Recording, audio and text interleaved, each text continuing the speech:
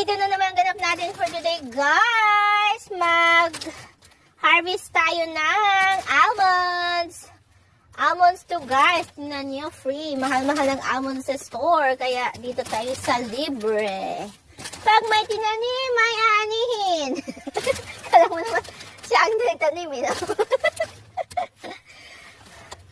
Pag may tinanim, pag may kapitbahay na nagtanim, tsak may aanihin. Ganun ba yun, guys? May aanihin tayo, guys.